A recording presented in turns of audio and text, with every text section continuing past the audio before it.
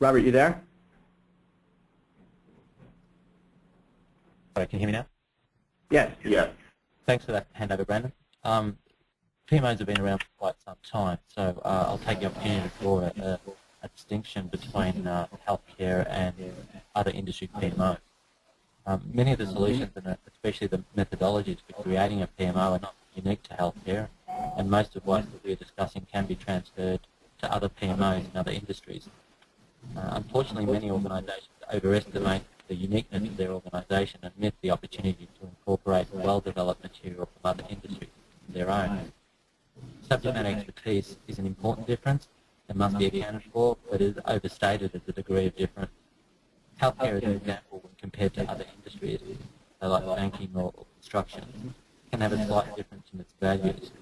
Healthcare heavily weighs prioritisation and project work with patient care and employee and physician satisfaction in mind, in addition to consideration for ROI, whereas many other industries focus much more on ROI. This difference, as an example, can be readily accounted for through standard prioritisation practices.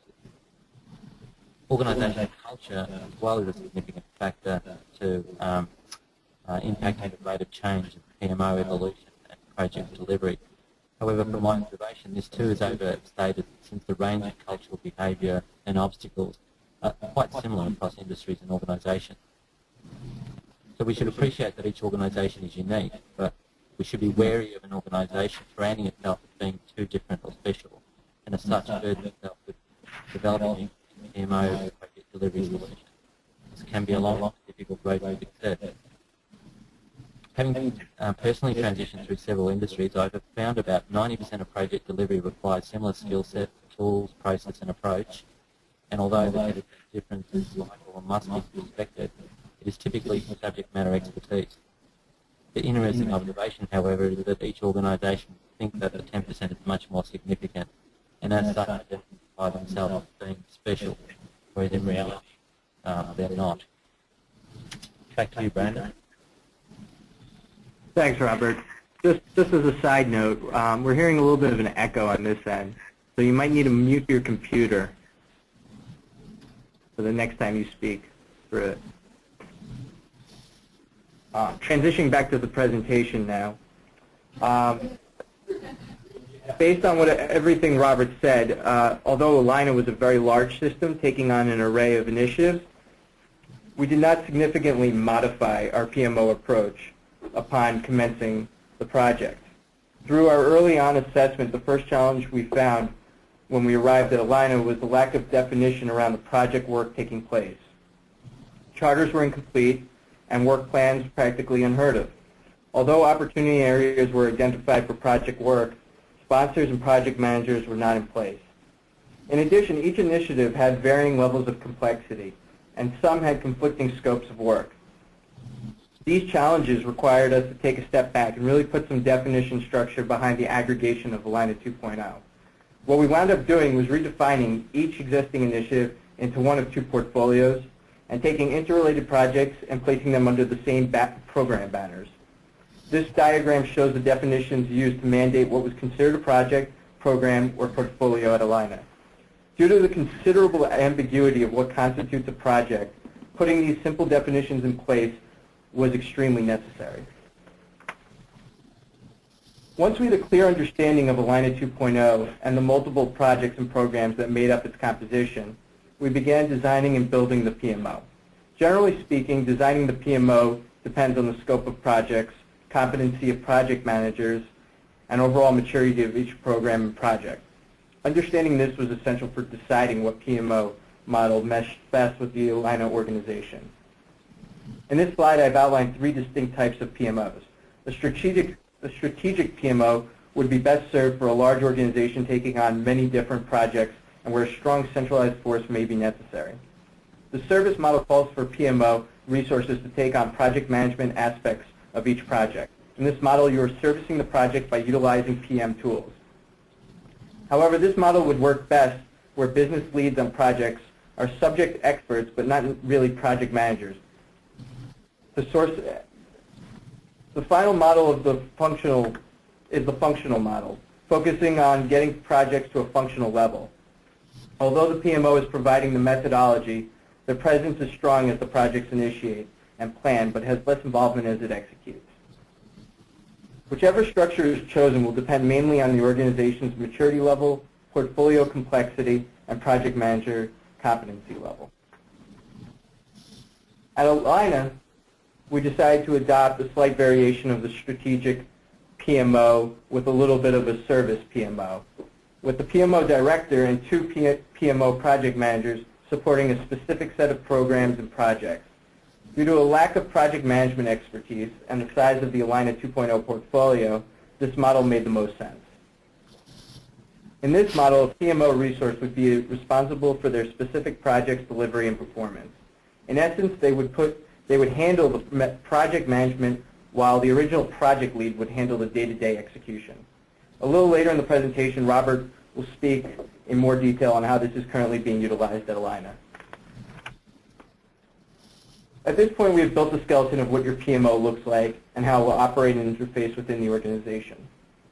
The real challenge is how do you manage it on a day-to-day basis. To take your concepts and make them operational takes a defined process and the support of tools. In this diagram, you will see a project lifecycle process. Just to avoid any confusion, the PMO lifecycle shown earlier revealed the iterative steps to setting up and running your project management office, whereas the project lifecycle shown here is the PMO process for setting up and executing each project within its scope. This diagram shows the project stages, starting with opportunity identification through project closeout. As mentioned earlier, when we first came into Allina, most projects were either initiating or executing without really going through a planning phase. In addition, there were no checkpoints or stage gates in place to assess the quality of deliverables. As you can imagine, this created many project issues. This diagram shows at a high level the process for projects to follow and for the PMO to support them through.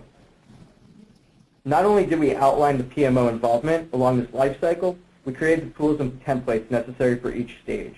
Some of those tools include financial estimate and validation, KPI identification and tracking, risk logs, and project milestone reports, just to name a few.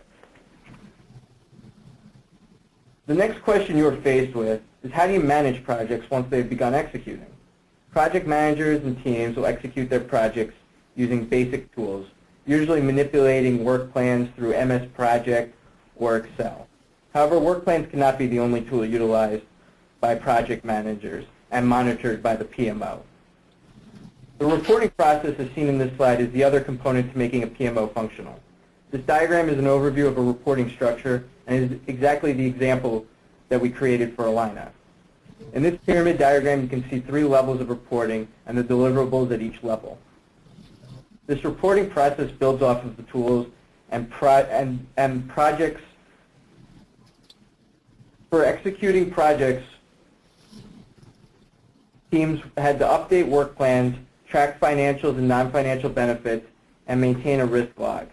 These components will then filter into a dashboard which the PMO uses to report up to the steering committee or possibly to the executive leadership team. On this slide, you have a composition of reporting documents utilized at Allina.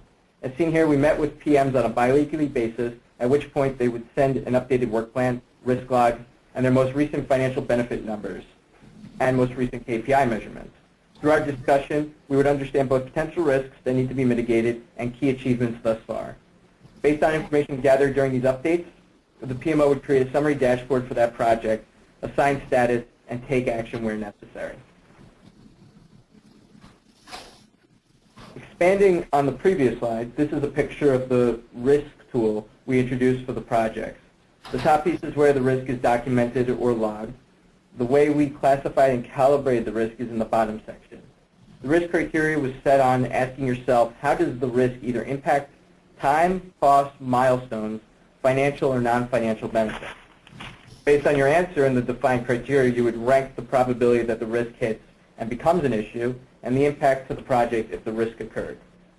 The multiplier of both impact and probability would factor the risk either high, medium, or low.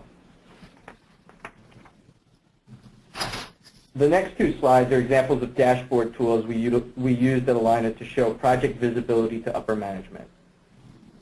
This example shows the status of each project within the Allina 2.0 portfolio.